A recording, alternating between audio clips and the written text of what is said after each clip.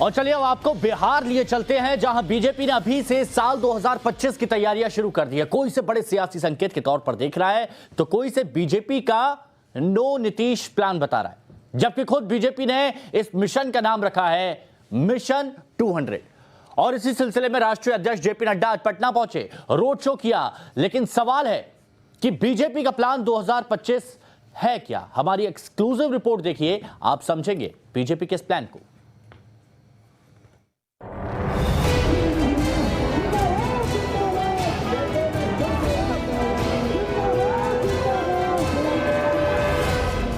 बिहार की सियासत में अकेले अपने दम पर खड़े होने की बीजेपी की यह सबसे नई कोशिश है। कोशिश है कि अगले चुनाव में पार्टी को किसी बैसाखी की जरूरत न पड़े, इसीलिए बीजेपी ने अभी से अपनी तैयारी शुरू कर दी। नाम दिया मिशन 200।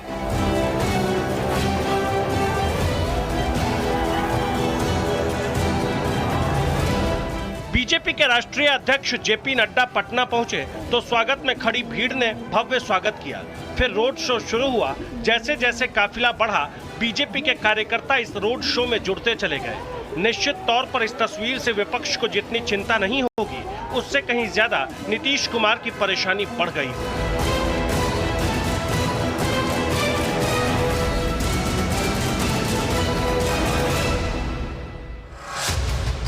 बीजेपी साल 2024 के लोकसभा चुनाव और 2025 में होने वाले बिहार विधानसभा चुनाव के लिए करीब 10 साल के बाद बिहार में कोई इतना बड़ा कार्यक्रम आयोजित कर रही है और इसी कार्यक्रम के बहाने कई सियासी संकेत देने की भी तैयारी है। क्या बिहार में बीजेपी अकेले दम पर चुनाव लड़ेगी? क्या बीजेपी अब नीतीश कुमार से अलग होकर चुनाव लड़ेगी?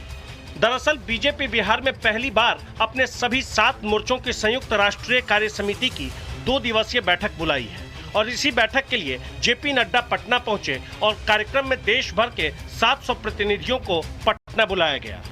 किसान मोर्चा, ओबीसी मोर्चा, अनुसूचित जाति मोर्चा, महिला मोर्चा, युवा मोर्चा, अनुसूचित जनजाति मोर्चा, अल्पसंख्यक मोर्चा। बीजेपी केंद्र में पिछले 8 साल से जरूर है, लेकिन अभी भी पार्टी के लिए ये सपना है कि वो अपने दम पर बिहार में सरकार बना ले और अपनी पार्टी के किसी चेहरे को सीएम की कुर्सी तक पहुंचा दे। टारगेट करके पार्टी मजबूत हो, उसके लिए एक नया प्रयास प्रारंभ है और मैं समझता हूँ कि शायद पहली दफा ये प्रारंभ हुआ है और मैं समझता हूँ कि बड़े इसके सार्थक परिणाम आएंगे।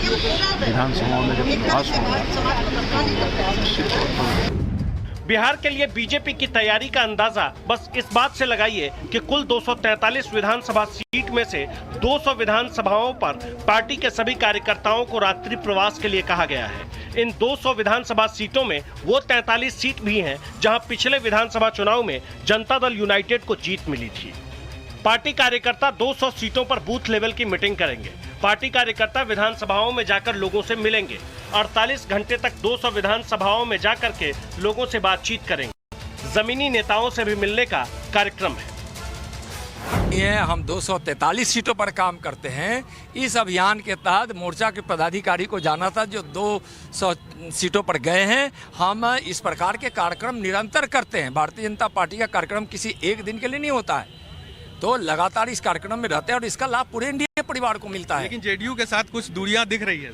कहीं कुछ नहीं है, पूरा एनडीए एकजुट है। बीजेपी के इस कार्यक्रम की अहमियत का अंदाजा आप इस बात से भी लगा सकते हैं कि कार्यक्रम का समापन खुद केंद्रीय गृह मंत्री अमित शाह करेंगे और इसके लिए 31 जुलाई को वो पटना पहुंचेंगे। बीजेपी ऐसे वक्त में पटना में कार्यक्रम कर रही है जब कुछ दिनों पहले ही दोनों ही दल बीजेपी और जेडीयू में सार्वजनिक टकराव दिखा। वो चाहे जातिगत जनगणना का मुद्दा हो या फिर एनसीआर एनपीआर का मुद्दा। हर बार नीतीश कुमार ने बीजेपी से अलग स्टैंड लिया है। ऐसे में सवाल ये भी कि क्या बिहार में फिर से बीजेपी और जेडीयू की राहें अलग अलग हो जाएंगी?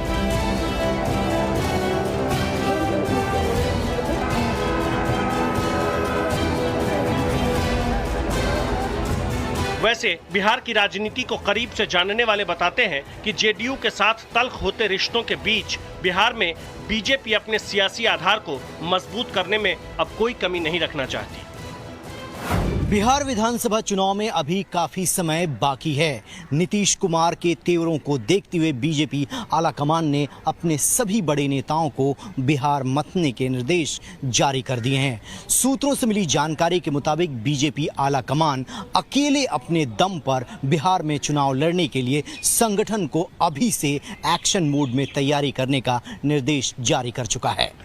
रविकांत राय, टाइम्स नाउ भारत, दिल्ली।